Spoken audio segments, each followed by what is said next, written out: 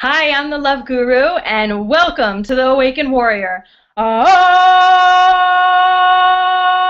Warriors Unite! This is the show where I talk about current news stories and give my spiritual and psychological take on it, all for the purpose of awakening, educating, enlightening, and empowering the collective. As I shared before, I'm the Love Guru, and you can reach me at loveguru.net. Now, in this episode, I want to talk about a couple of different things.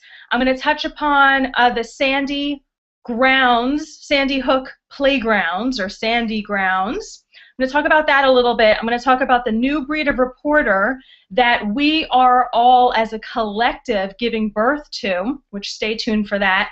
I'm also going to talk about a little bit about Boston bombing, and again back to Sandy Hook, about the traumatization that goes on in these communities surrounding these false flags. And I'm also going to talk about whistleblowers in the false flag community, or coming out with false flags, which I'll explain that in a minute.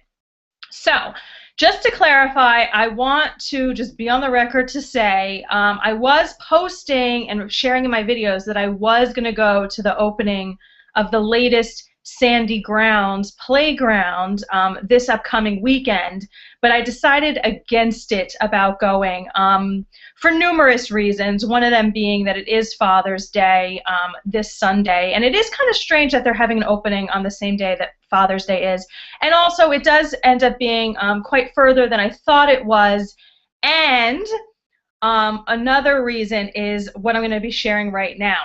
See, when you go into these communities, well, okay, let's talk about this new breed of reporter. What is happening is, and as I shared in almost all my videos, is that people are evolving. Our consciousness is rising, expanding, and that's part of my mission, to help evolve the consciousness of the collective, to help raise the consciousness. And that's the direction that we're all going, whether you like it or not. It's an expanded consciousness place, a higher consciousness. Now, the old school way of being, as in a reporter, the old school way of being a reporter is you go to an event and you know that you have to get X amount of interviews, and you have to be quick on the story and do your little sound bites. And that's just the way it works, is that you just go and you assume that the event is real. Whereas the new breed of reporters that, again, is being that we're collectively giving birth to, this new breed of reporter has a step before that. Before they go out to an event, you know, like a situation, a tragedy, or as they are on scene, they're busy assessing whether it is real or not, whether people, the players that are involved, are really telling the truth or not, which is a very, it's a change in perspective. It's a weird way of doing your job, but it also is an expanded way of doing it, because again, the old paradigm is you just go and you get the sound bites and you run with the story the way that you were told, the way that your boss passed it down to you. Oh, there was a tragedy in Sandy Hook, there was a shooting at this elementary school, people were killed, get there, report on it. So as a reporter, you're setting up shop and you're like, oh my God, there was a shooting and da-da-da-da-da. Again, the new paradigm, the new breed of reporter is like, is this really real? Is this a false flag? Because time and time again, it has been shown that these events were drills or were hoaxes or whatever were done by our government and our officials. So that's the new breed of reporter coming out. Now, how does this translate into the mainstream? Because this is going to be the way that every reporter is. Right now, we see the truther community or the conspiracy community on the fringe. You know, we're like the alternative media. But oh no, this is going to be mainstream thinking, because again, the old way of us being, which really is kind of like the innocent way, and it's the sweet way, and we are going back to that way in our society, that like what people tell you is the truth. But many times what we are being told is not the truth. And I'm not just talking about events. Like, you might be brought up and being told that you have like a really close family. But then if you end up thinking about it and you say, okay, well, what does a close family mean to me? Do I hear from my family members all the time? Do I see them all the time? Do we do dinners all the time? Okay, no, no, no. Okay, maybe I actually don't have a close family. I was just walking around saying maybe I have a close family because maybe my mom or dad was telling me that. Maybe you have a best friend that tells you, oh, you're my best friend, I love you so much, you mean everything to me. Or this could be a boyfriend or a girlfriend, you mean everything to me, I love you so much. Well, that's you taking their perspective on it. Again, taking it for face value, believing what they're saying, but then you look at it and maybe they're cheating on you. If this is a boyfriend or girlfriend or a husband or a wife situation, they're cheating on you. Or maybe they choose to go out with their friends over you, or they're choosing to work rather than spend time with you. And then you say, you have to like reevaluate things and say, well, hold up, maybe this actually isn't a good relationship. Maybe you're not really my best friend. Maybe you're not really the type of partner I want to be with. And that's this whole process, again, of evolving in consciousness and raising our consciousness.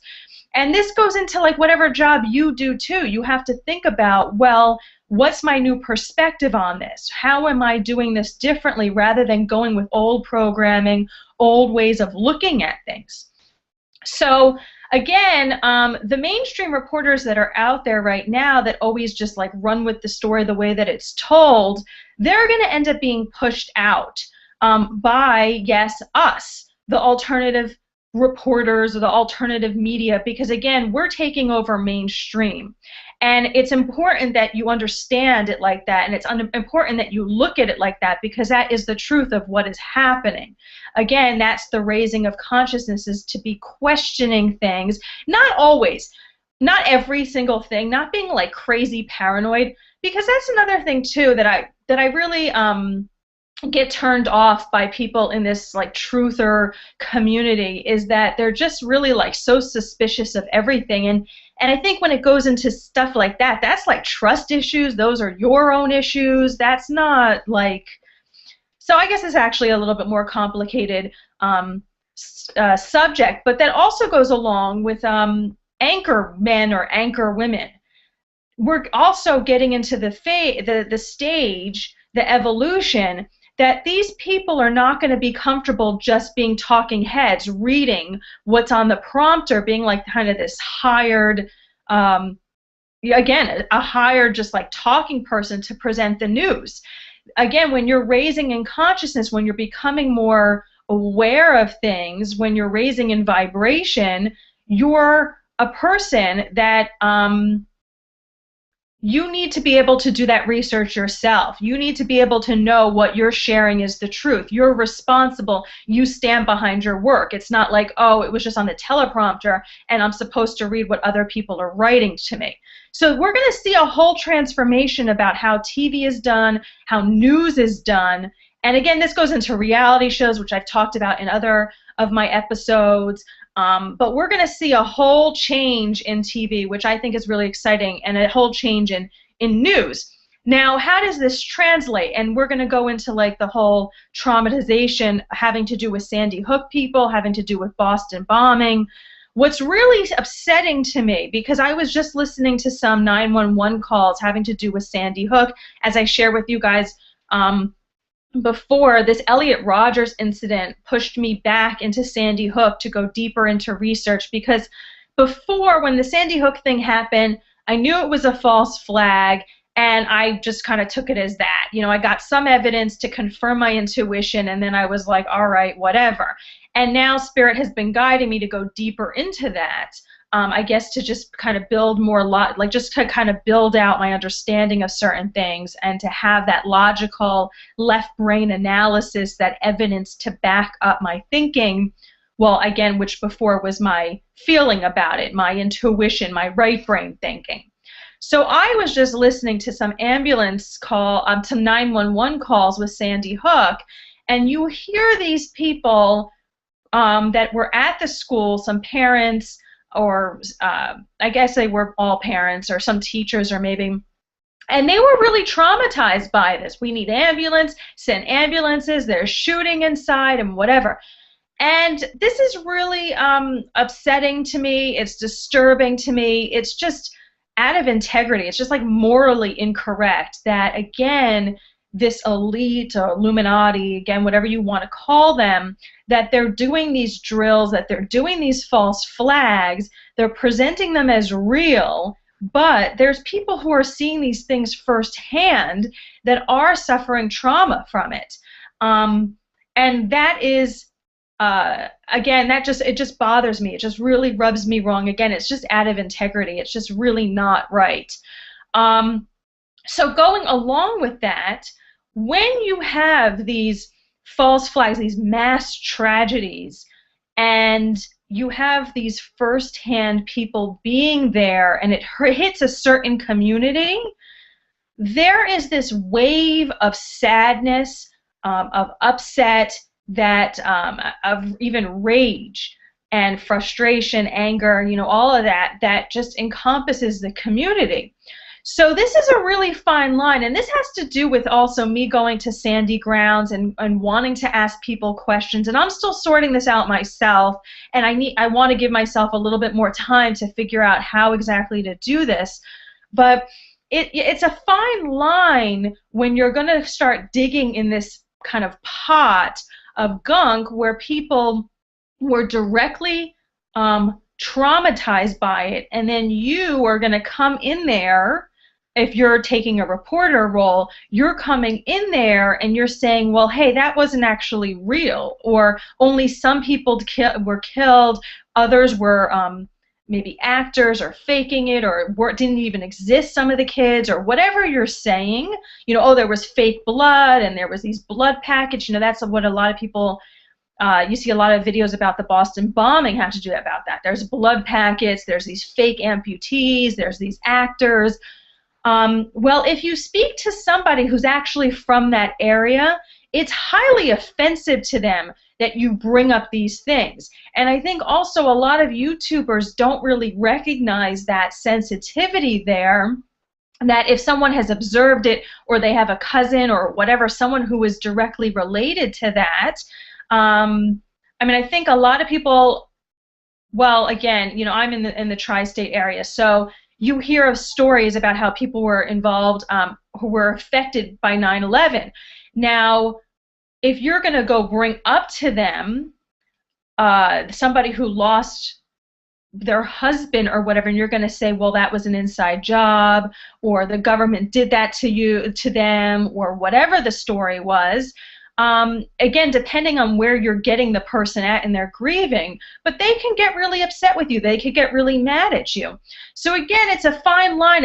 We're in new territory, or at least I feel like I am, thinking about the possibility of going out to where these certain players are, or people who were at these different false flags, and then kind of snooping around and doing reporting, asking questions. Again, how are you going to do it that you're able to ask people questions, get information, but not insult them or not upset them to the effect that they are tuning out, that they don't want to speak to you at all? And then you can be walking around an area like, so say for example, you're one of these new breed of reporters out at Sandy Hook when it happened, and say, again, this new breed of reporters has a very advanced level of intuition. So they're tapping into because that's the new way of being, is that you operate from your heart, you operate from your intuition rather than your thinking through your head. Sure, you could consult your mind to make sure things make logical sense, but in this fifth dimension, in this new age, in this new era that we're in, again, we're all moving into it, whether you're kicking and screaming going there or not. That's just how humans are evolving. Now, I'm already in that space and doing some adjustments to learning how to be in this fifth dimension, but I'm operating totally out of my heart. That's how I'm going through through life. Now, again, there's some hiccups, there's some learning on how to do it, but if I was a reporter out on that scene of Sandy Hook and I'm feeling like this is suspicious, there's something shady going on here, and then I go around asking questions about, are we really seeing the shooter? Are we really seeing dead people? Oh, please, can I go in? Can we see the dead people? Can we see the corpses? That can be offensive to people. It is a new way of doing things. So I think also accompanying this new breed of reporter takes like a big set of balls to be able to say, like, I need to go in, I need to see certain things to verify. Because I'll tell you something, there's a lot of YouTubers doing their own research, and I can appreciate that because you guys are pointing out things that I don't see, that other people don't see, and we're helping awaken more people. But also there's like a trust factor there that you're an anonymous person posting. You have no known name, you have no known picture, I have no idea who your credentials are. I happen to be one of the people who, you can look up my bio, you can go to my website, you can see who I am. I'm not some like kind of honky-tonk whatever. I do have my master's in marriage and family therapy. I'm an educated person, and also I have a strong spiritual background. Again, you can do research on me, you can find information on me.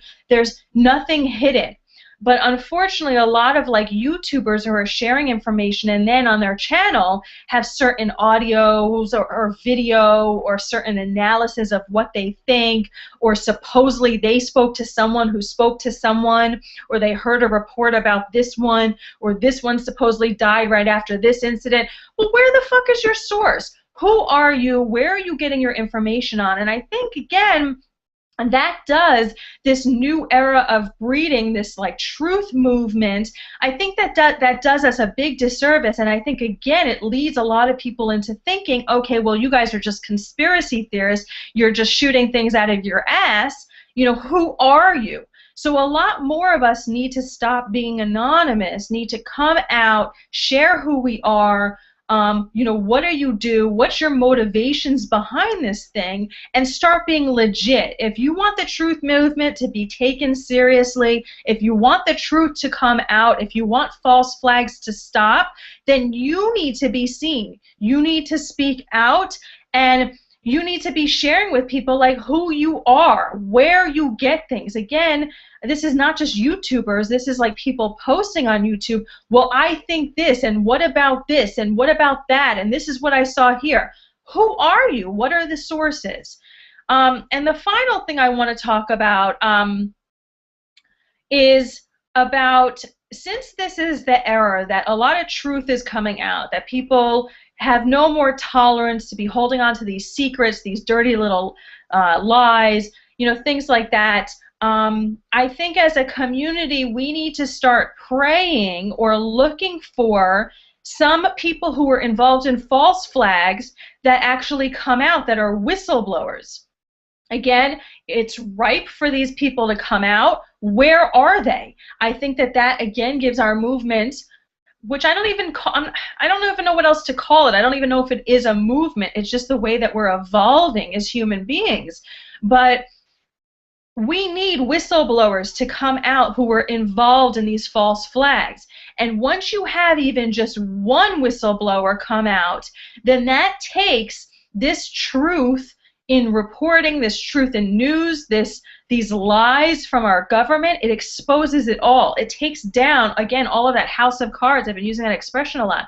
It takes all of this down. So if you want to, maybe something that you want to be praying about, or say a little prayer now, we do need a whistleblower to come out that has been involved in one of these false flags. We need it. We need it. We need it. Otherwise, we're forever going to be called conspiracy theorists, crazy, dismissed, and things along those lines. We're never going to have any credibility. These things need to come out, and they need to come out in a wide, on just like a wide scale. And I would say if there were so many actors involved in these things, again, I think I'm probably going to be going deeper into the Boston bombing, my research back into that, because again, same deal. When that happened, I was like, whatever, it's a false flag, and I just had my intuition about it, and then I move on. You know, some people go really deep into the research. That's not really me, because these false flags happen all the time, and I'm doing other things, and I have commentary about regular news stories, not just false flag. But besides that point, the time is ripe for these whistleblowers to come out. If all you guys who do hardcore research into these false flags and truly believe that a lot of actors have been used in these things, we're just looking for one person to come out, 1 or 2 people. They need to come out. Where are they? It's not like so many people say in Sandy Hook. How many actors do you really think were used? 10, 20, 30? No way. I don't think there were 30. I don't think there were 20. I don't even think there were 10, maybe maximum 10. Well, out of those 10, at least 1 will start evolving and have some kind of conscience and have to come out, have to speak. What about the Boston bombing? How many actors do you think were involved in that? Again, I have not done hardcore extensive research in that, but what would you say? Are there 10? Are there 20? Again, at least 1 person needs to have a wave of consciousness, a wave of integrity come over them. Again, because like I said, this evolution of humans is happening no matter whether people want it to happen or not. It's happening to each one of us. Now, whether your ride to higher consciousness is going to be bumpy or smooth, well, that's up to you. It's smooth when you partner with a healer or a teacher like me and they walk you through the changes and they help speed it up. It's bumpy if you're going along and doing it on your own. It's going to be more chaotic. There's more drama in your life. You know, you have to be asking, you know, how happy am I in my life, and how much drama is in my life. And if there are those 2 things, that there's a lot of drama and you're unhappy, well, then you're hitting a bumpy ride going through your evolution. So what I'm saying is that through these false flags and just taking these 2 situations, there has to be at least 1 whistleblower. Now, where are they? So maybe you want to say a prayer for these people to come out, because they need to. I think they need to in order for our movement to move forward. So thanks for watching. I look forward to your comments on this subject, and I will speak to you later. Bye-bye.